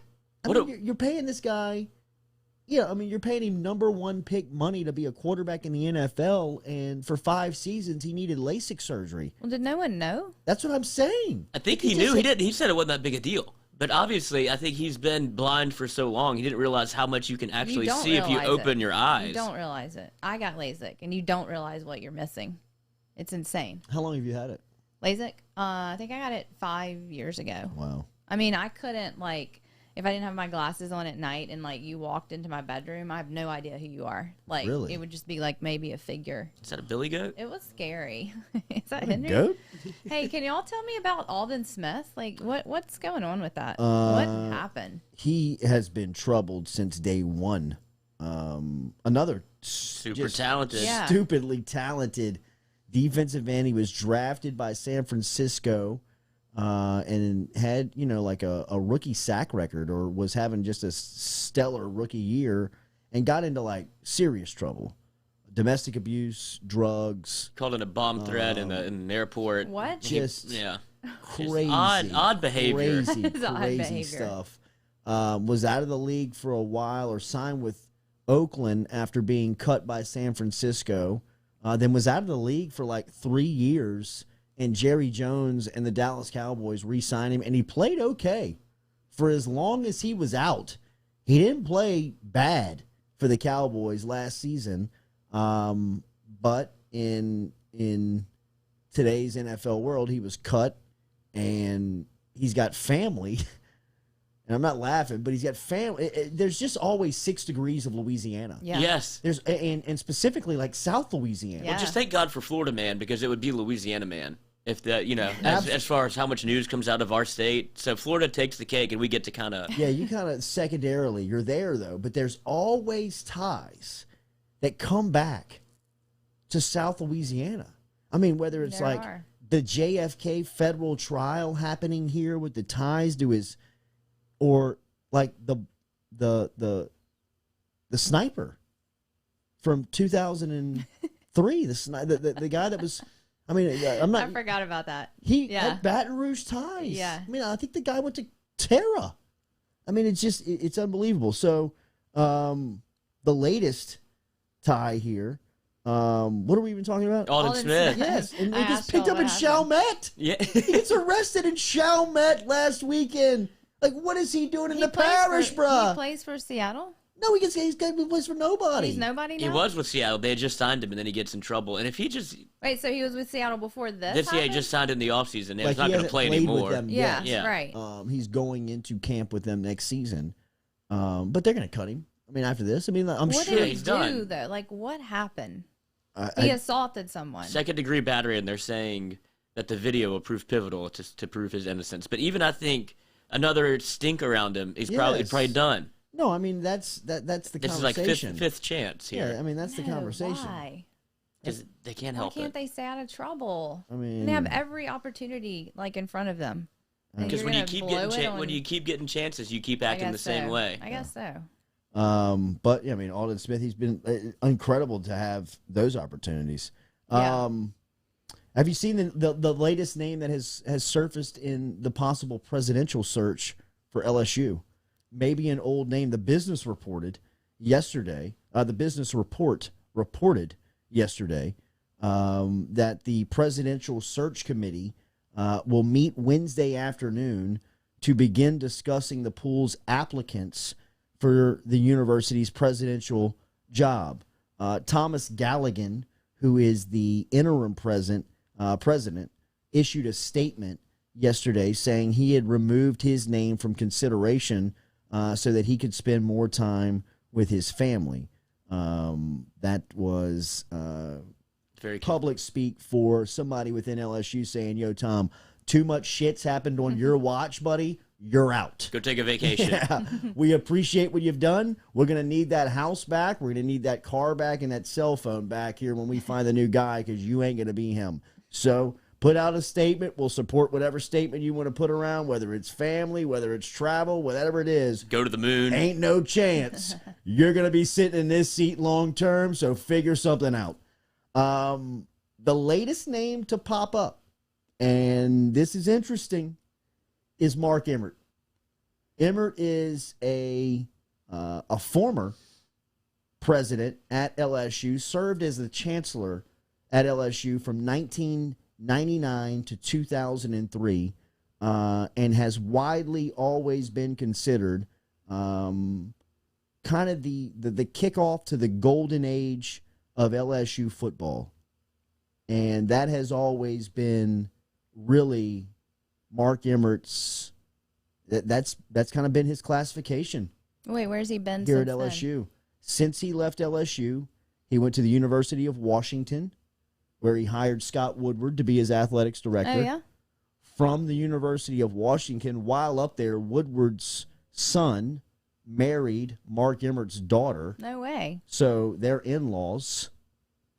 And then Emmert was hired from the University of Washington to be the president of the job that he currently holds right now as the president of the NCAA, which is, a thankless job. I would turn that thing down in a heartbeat. I don't know, Lizzie, if you saw Really? the amount of power that came with that thing. No, Come but I just don't think it's on. worth it. Well, it's just a grimy old white man. Yeah, it's just not my scene. I mean, just a lot of old white men around a lot of old white men telling each other how it used to be and how they Such can is get that life. big, Such how is they can life. try to get that back.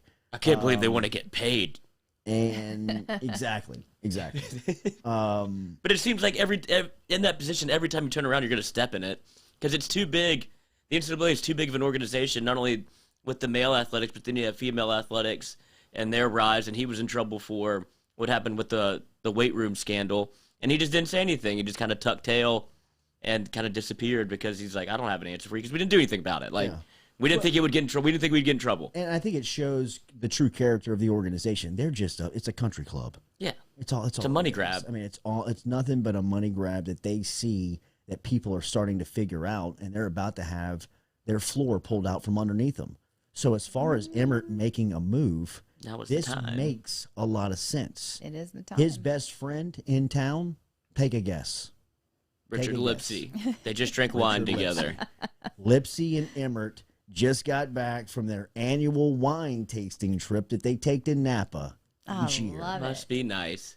I can imagine. You think that was that old Rich was talking about a position of intrigue for Mark Emmert, and has probably got the deal done at this point. If I had to guess, I don't have any information, but if Richard Lipsy wants Mark Emmert to get that job, just like he wanted Scott Woodward to be the athletic director, just like he told the powers that be that Will Wade ain't going anywhere, and you better hide your asses because we're coming after y'all next. And next thing you know, Joe Oliva and F. King Alexander are jobless. If Richard Lipsy wants Mark Emmert, which it seems like Richard Lipsy wants Mark Emmert, then prepare yourselves. Mark Emmert's coming back to be the president at LSU. That's just the Boom. way I feel. You heard it here first. Hey, man. Breaking news. Kim Mulkey. Consider him hired. Kim Mulkey. Consider Kim Mulkey hired. Mark Emmert. Who else you want? What else you Yeah, y'all want? tell us who else so Jordy can get it done. I mean, but this Mark Emmert situation, it's a lot like the Mulkey situation. It makes a ton of sense. It does. It makes a lot of sense. You got a great opportunity sitting right there. And while we will never agree, anyone in this listening audience and anybody in the LSU fan base will ever agree with anything that Emmert did within Indianapolis's power structure at the NCAA headquarters, right? I mean, it's always, from our point of view, going to be just a dumpster fire, right? But if you've got the former president of the NCAA as the president of your institution, while the NCAA is trying to crawl up that institution's ass to get the basketball program, get the football program, get the athletics program, get the institution, I'd much rather have him on our side, on LSU side, rather than him being with the NCAA. And I think that it's easy to look back and look at the success of Emmert and athletics and the football program specifically because of Emmert's real visionary mind and willingness to go out and get Nick Saban and to pay Nick Saban when Nick Saban demanded $1.2 million, and Joe Dean and Skip Bertman and Mark Emmert were sitting in the same room, and two out of the three guys said no chance, right? Bertman and Dean two of the long-lasting LSU guys said, no way, we can't pay him that. Are you crazy? What are we going to do? What are you going to tell these people when we go back down there? Are you going to pay the football coach over $1 million? And Emmert said, yes, get on the plane. We're going home with Nick Saban as our football coach, and we're going to pay him what he wants to be paid. And Jimmy Sexton said, there's only 2 people in the country making over $1 million to get paid playing football right now, coaching football. Steve Spurrier and Bobby Bowden. Unless you make Nick Saban the third, he's staying at Michigan State. Bertman and Dean, all right, nice to see you. We'll get out of here. Good luck to the Spartans. Sit your asses down. Nick, here's your contract. $1.2 million, 4 years. You in or you out? I'm in. The rest is history. The rest is history. Mark Emmert was the one that sold me his vision on the university when he said that the football program is the front porch. That's the first thing that everybody sees. So he's going to make sure that his football program is dominant and that people say, hey, I want to go to school there. And that was the formula that had LSU's out-of-state tuition, out-of-state student population, just springboarding. As far as the stock looked, I mean, it was through the roof. He saw that. He understood that. Have I agreed with his leadership principles at the NCAA? No. Has he been easy to crap on and easy to go after? Yes. Do I wish he was back at LSU leading the place? Sure. If he wants the gig. But it doesn't matter what I want. If Richard Lipsey wants him, it's done. It's done. And if they're sipping wine in Napa as much as early as the last 4 weeks, deal could be, the ink could have been dry on this thing for a couple of days now. So, I don't know. I support it. If that's the fact, and if Emmert has a shot, I've heard Jay Darden's name mentioned in the article. I've heard Mark Emmert's name, but outside of that, those are the only 2 real names I've heard as candidates. So, we'll see. Let's talk to the chef. Let's talk to the chef. Chef Jean Paul Bourgeois. I'm going to give y'all on this date. In 1996, Jordan and the Bulls won their 72nd game of the season, and that record would stand until the 15-16 Golden State Warriors beat it by 1 win. But didn't win a championship. On this date. Untucked Kyrie. Golden, yeah. That's right. Y'all get your food questions in. Good morning. There he is. Good morning, chef. How we feeling? I'm feeling good. Oh. I'm feeling good. Okay. I'm having coffee and anticipating what the hell I'm going to do today. So I don't have any answers on that. All man, right. I'm kinda Nothing jealous. wrong with It's that. wide open yeah. day. Jealous. That sounds like such a great agenda. It's a beautiful morning in South Louisiana. High of 66 today. When you wake up on the East Coast, what's the weather like? High 66. God, Nice. y'all may have y'all may have cooler weather than here in Charleston right now. It's about the same. I would say it's probably mid to high 60s, getting into the mid 70s during the day. Honestly, I thought it'd be a little warmer this time of year, but I'm really surprised that late April you have 66-degree weather in South Louisiana. That's Not great, as man. surprised You're as gonna we be are. Weather's been crazy. Yeah. Weather has been nuts down here. Chef, I want to take on the. I'm going to try to go on this rib task here. These ribs. I'm going to try to do this thing. I've seen the preparation with foil. I've seen it without foil. I'm studying for this mortgage exam, and it's almost too much information. I kind of feel like this on this rib preparation. I've seen too many theories. Tighten me up. What am I going to do with these ribs? Oh man, well you're right. I mean, there's just tons of opinions on these. First of all, is it baby back, spare ribs, beef ribs? Spare ribs. Spare ribs. Spare ribs. Okay. Look, here's the deal. You're going to get. I do think wrapping is a good thing. Now you have basically 3 different materials. You have a choice of wrapping in. You have butcher's paper or pink paper, which you've seen a lot on every type of medium. You've seen aluminum foil, I'm sure, and you've also seen saran wrap.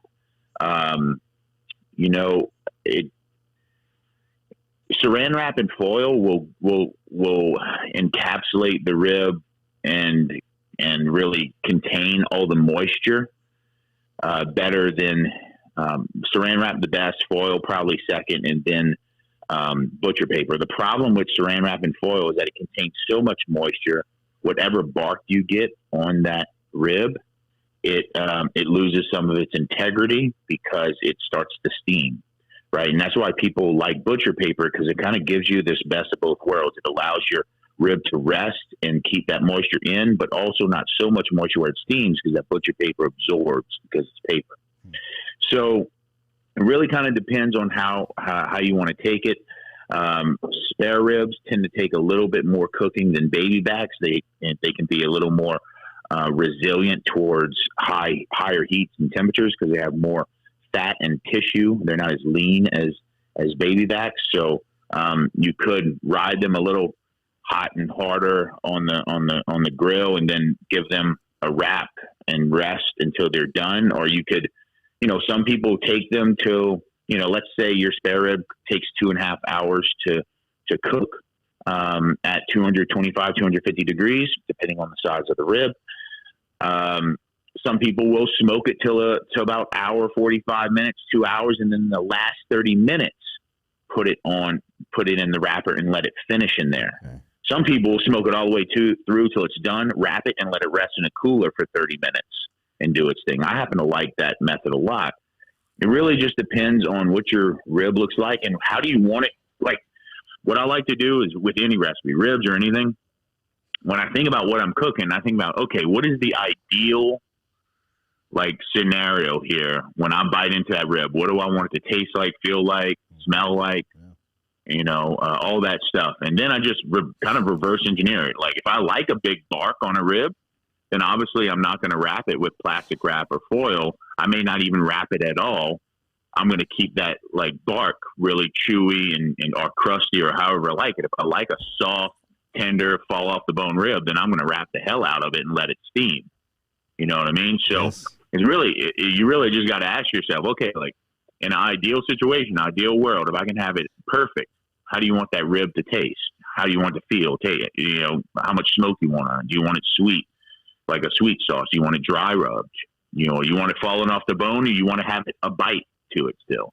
And then you just reverse kind of engineer it. And real foreplay. God damn, Chef! Really I want a second date before the first one. I mean, starving. This thing sounds beautiful. Ribs are my favorite piece of barbecue. It's the only really barbecue I still cook. And no matter what barbecue place I go to, it could be someplace in the middle of the Midwest. If there are ribs on the menu, I'm going to try them. I know they're probably a lot of times they're good, but it's my favorite piece of barbecue to eat. It's my favorite one to cook. Spares, baby backs, beef ribs. I like them. I don't know, something about eating meat off a bone I'm just really into. That sounds really weird when I say that out loud.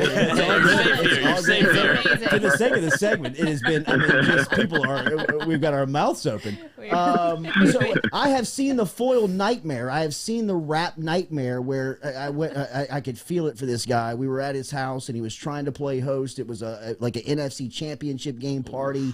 And he pulled the ribs out, and the foil was just was sticking, and he could not get it peeled off, and it was almost like little bitty pieces that you couldn't get all the foil off. There was just no way that all the foil was coming off.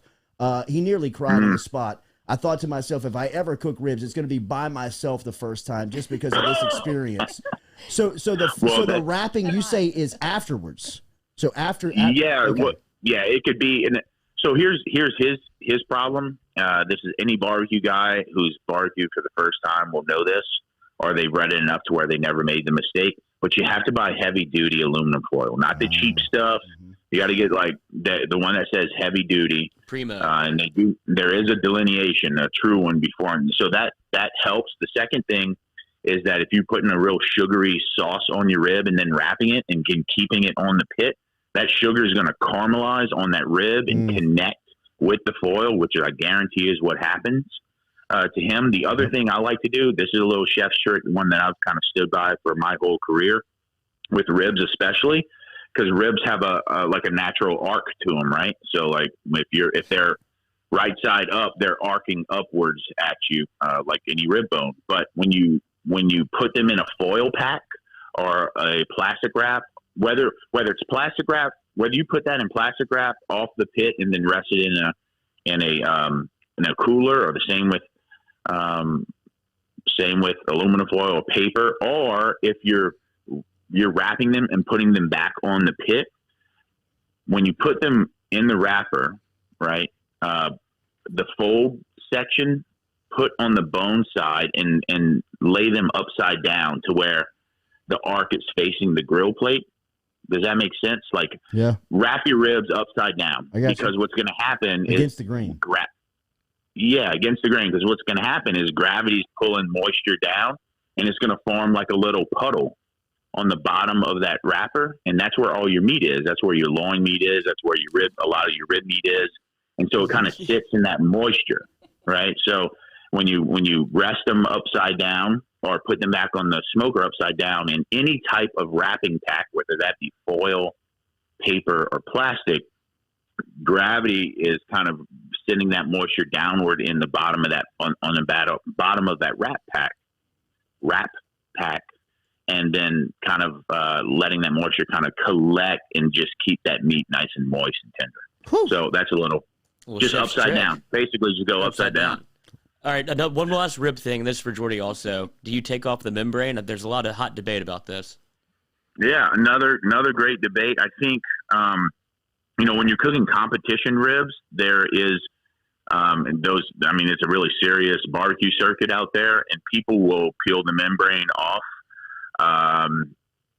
to serve to judges because they want a clean bite through.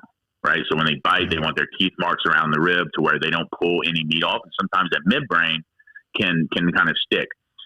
I don't mind keeping the membrane on, especially when I'm cooking for large gatherings and holding ribs for a long time, because the membrane can actually keep your ribs from falling apart too much, and it stays with some integrity. And as long as you're, what I like to do is just score the bottom of the membrane if I'm going to do that, and then give it some time to smoke, or if you're going to like finish on the grill, to kind of char that membrane up, because it actually can make a really good crispy little texture on the bottom of that rib.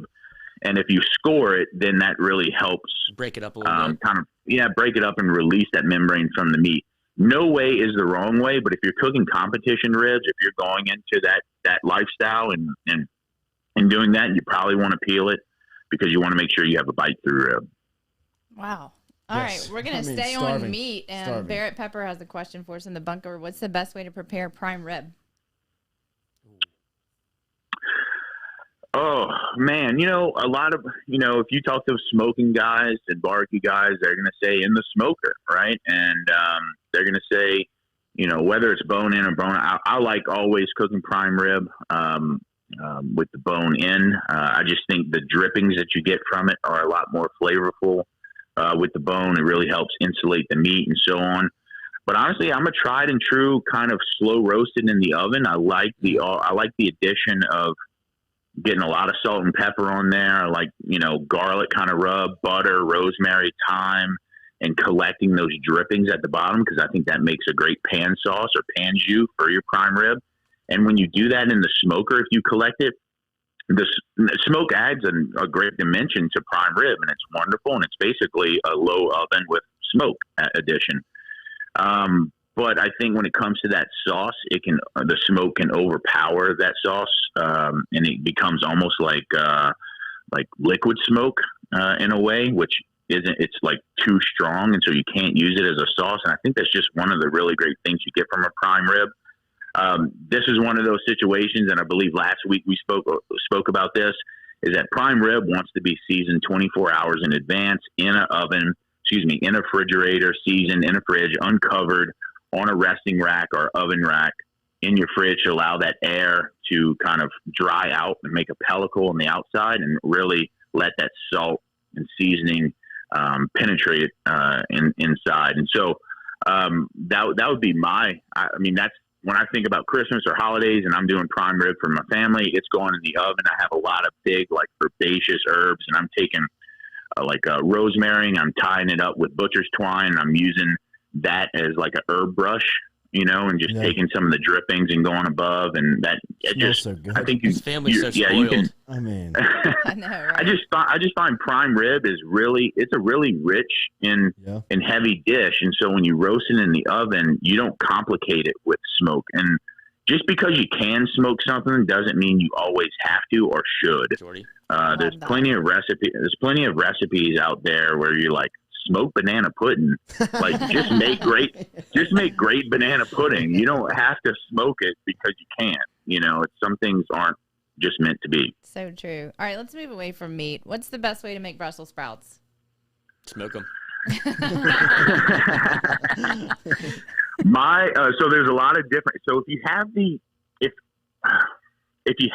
the will and the patience, take a paring knife, keep the Brussels sprout whole, and kind of make a circular incision around the stem of the Brussels sprout, kind of where you're angling your blade inward to make a cone.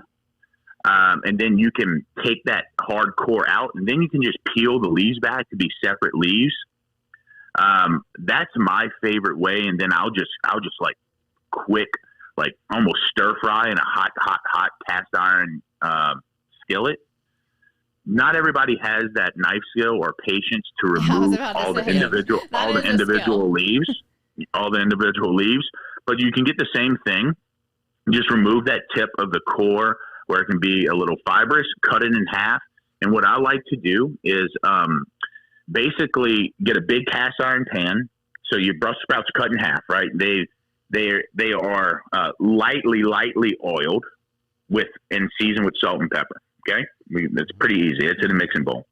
Get your cast iron pan. You don't even need to get it ripping hot. You can get a cold cast iron pan, but put all your Brussels sprouts face down, cut side down, on into the pan.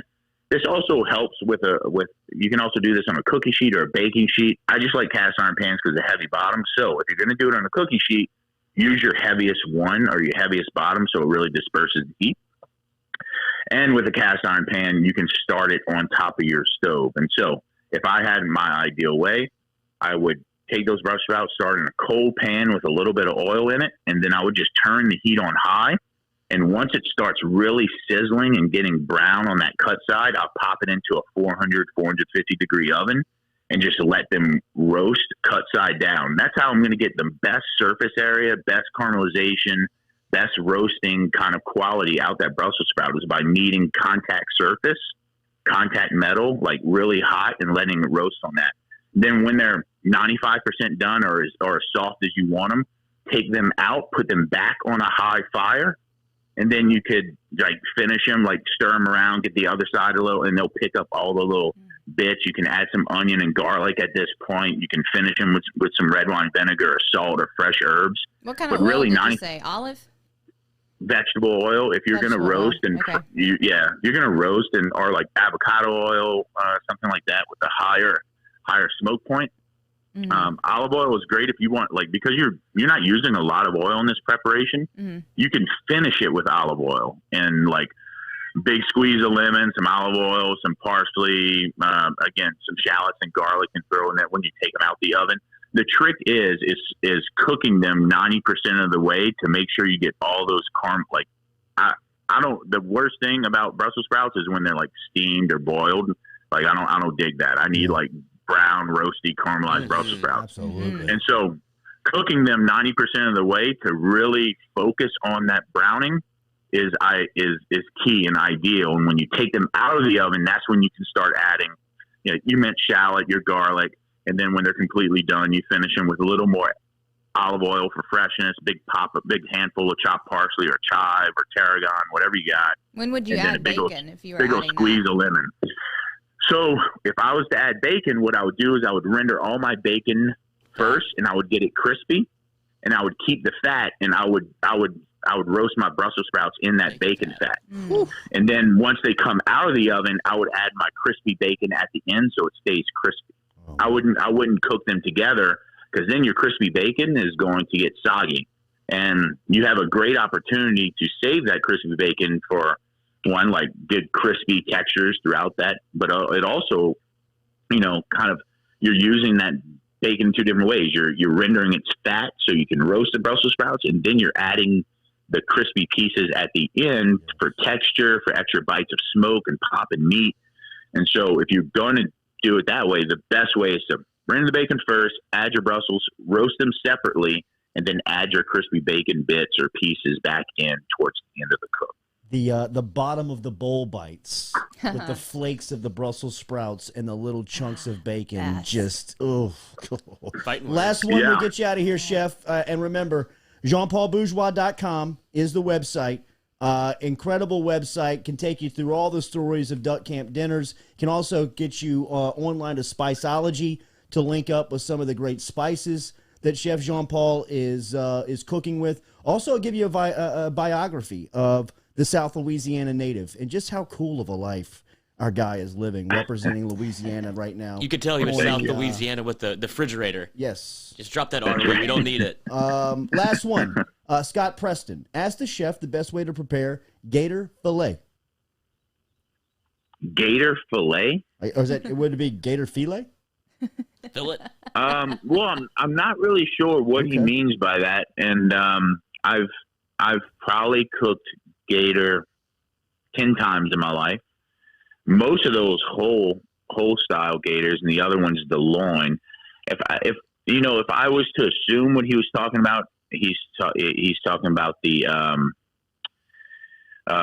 what a lot of alligator fishermen and farmers call the tube meat, TUBE meat, and that exists. It's basically like the fillet or the tenderloin of the alligator, which runs on the bottom of its tail, from basically the base of its tail all the way in towards, I don't know, depending on the size of the alligator, anywhere from 8 inches to 1.5 feet deep within the alligator, and it exists on both sides of the spinal column.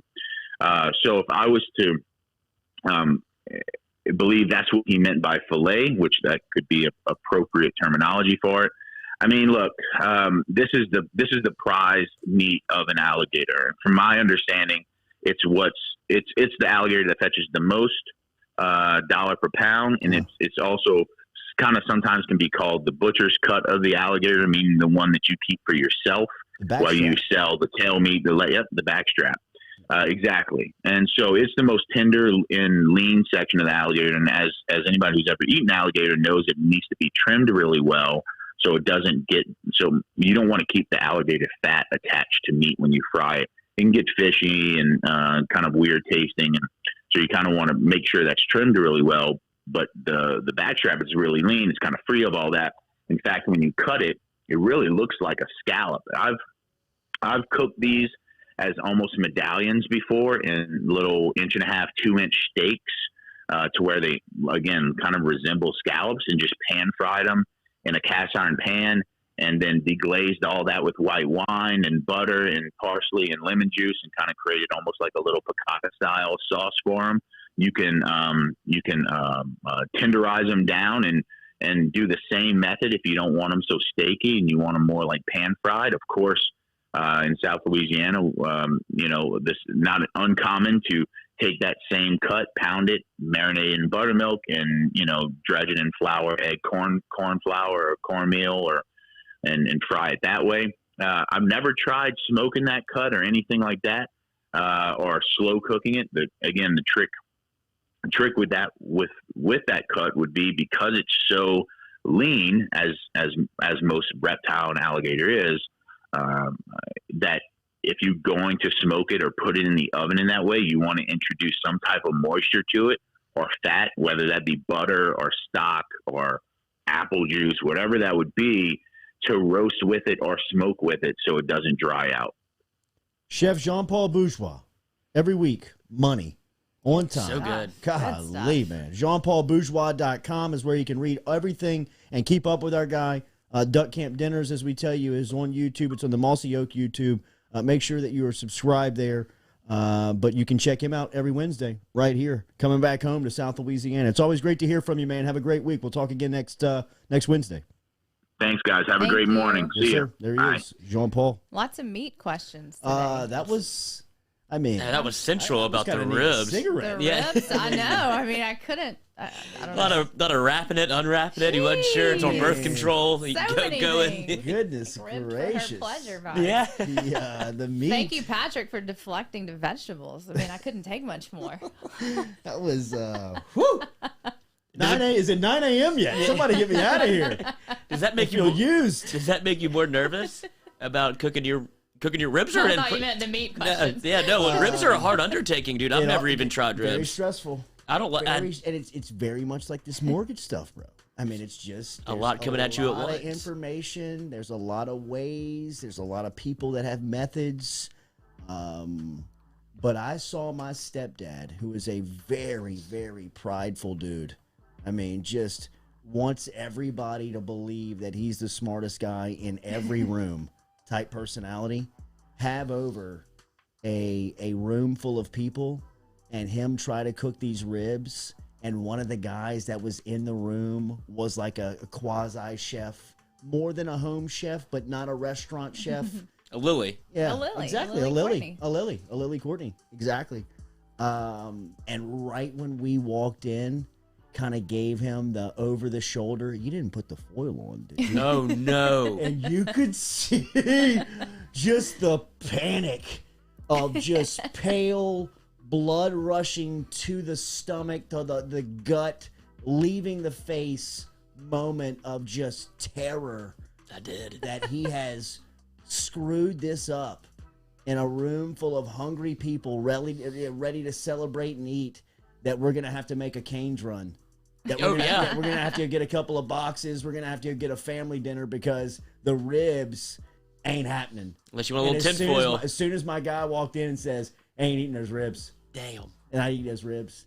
He put the foil on with just like Chef said, he put the foil on with the sauce, and the sugar and the sauce combined with the heat, where you were like scraping and picking tinfoil off of these ribs, and it was... Yeah, it's like when you leave a sucker in the car too long and you can't get the paper off of it.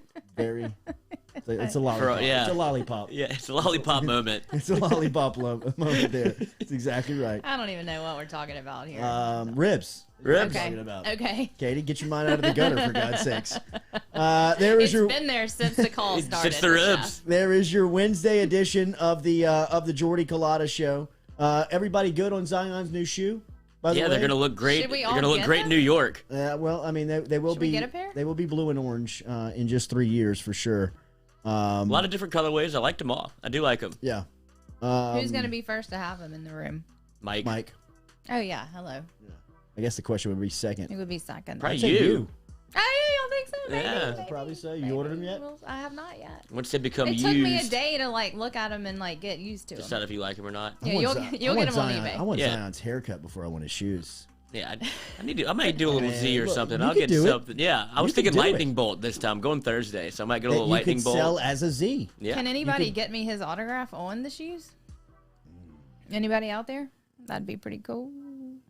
I don't know anybody in touch. Well, maybe the Mackles. Somebody. Maybe the Mackles. Somebody. We know some people in the Pelicans. Somebody's got to know a guy. Or a girl. Yes. You know what I mean. It's just the same. Yeah. I know a guy. Yeah. Enjoy the day after your holiday. It's a beautiful day. The weather just looks fantastic from the window, from the undisclosed location. It does. I cannot wait to get a little outside. golf today. Okay, warms up just a bit. Lizzie. I gotta get ready for this bachelor party Saturday. I haven't swung a club in about 6 months, so we'll see. All right. Well, Take a little shekel off somebody. It looked like a hustle. Lloyd looks like a hustle on the golf course. Yeah, sure, we'll take this guy. Yeah, the last pick. Yeah, why not? Rolling in 30-footers, thank you. You do drugs, Danny? Every day. Every day. All right, Lizzie, have a great day. Katie, have a great day. We're signing off. Remember, we appreciate Go Chevrolet for driving us every morning here. Not sure if we'll have an afternoon, Jay, to burn on this afternoon. We'll see if anything happens in the news, dude. If anything does, we'll be there. So make sure and like, share, comment on the post. We appreciate everybody for interacting with us. Go Chevrolet drives us every single day. Enjoy your Wednesday. We're back with you tomorrow morning, 7 a.m. Bye.